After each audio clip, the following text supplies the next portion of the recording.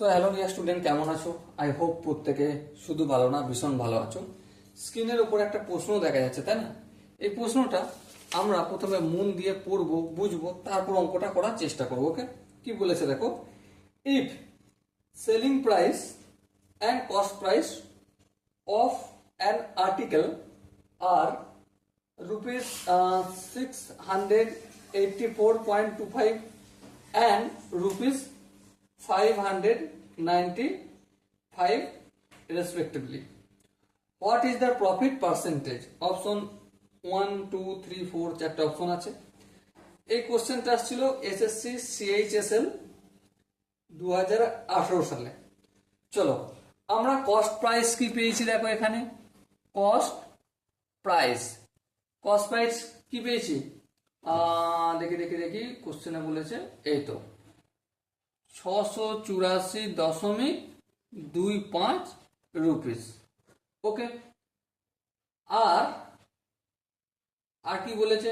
Sorry, এটা তো selling price না, সরি, সেলিং প্রাইস এসপি লিখলাম 684.25।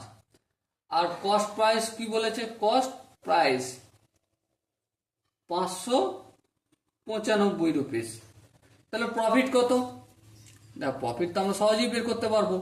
প্রফিট হচ্ছে selling price minus cost price. চলো করে দাও, 684.25 মাইনাস 595 রুপি। সেই দুটো বিয়োগ করলে কত হবে? বিয়োগ করলে হবে আমার 89.25 রুপিস। পার্সেন্টেজ কেন, রুপিস। ওকে, এবারে এটাকে যদি প্রফিটের পার্সেন্টেজে বের করতে, তাহলে সেটা কিভাবে হবে? প্রথমে আমি 89.25টা লিখবো, হ্যাঁ। তারপর নিচে কি হবে? নিচে যেহেতু, মন দিয়ে বুঝবে এখানটা, যেহেতু প্রফিট পার্সেন্টেজটা কার ওপর বেস করে করতে হবে, সেলিং প্রাইস না কস্ট প্রাইসের ওপর, এটা বলে দেয়নি, সেহেতু নর্মালি কস্ট প্রাইসই লিখবো। কস্ট প্রাইস কত হবে? 595। ওকে, এটা ভগ্নাংশ হয়ে গেল। পার্সেন্টেজে যেতে গেলে ইন্টু 100 আর এই পার্সেন্টেজ। ওকে, বুঝে গেল। সো এবার দেখো 8925,595, এখানে দশমিক ছিল, দশমিকের বদলে 1, তারপর দুটো সংখ্যা, এই দুটো শূন্য দিয়ে দিলাম, ইন্টু 100 আর এই পার্সেন্টেজ। ওকে, এই 100 কেটে গেল, হ্যাঁ কেটে গেল, কোনো অসুবিধা নেই। এবার দেখো একটু কাটাকাটি করব, 5 দিয়ে কাটাকাটি করবো, 595 কত হবে? 119।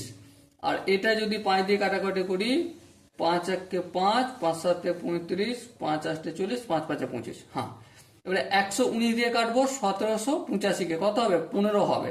কত হবে? 15 হবে। সো আলটিমেট প্রফিট কত হলো? 15%। Okay, so dear student, I hope তোমরা প্রতিটা স্টেপ বুঝতে পেরেছো। যদি কোনো স্টেপ বুঝতে অসুবিধা থাকে, কি করতে হবে? কমেন্টে অবশ্যই জানাতে হবে। আর দেখা হচ্ছে পরবর্তী সেশনে। ততক্ষণ পর্যন্ত ভালো থেকো, সুস্থ থেকো এবং জয় হিন্দ।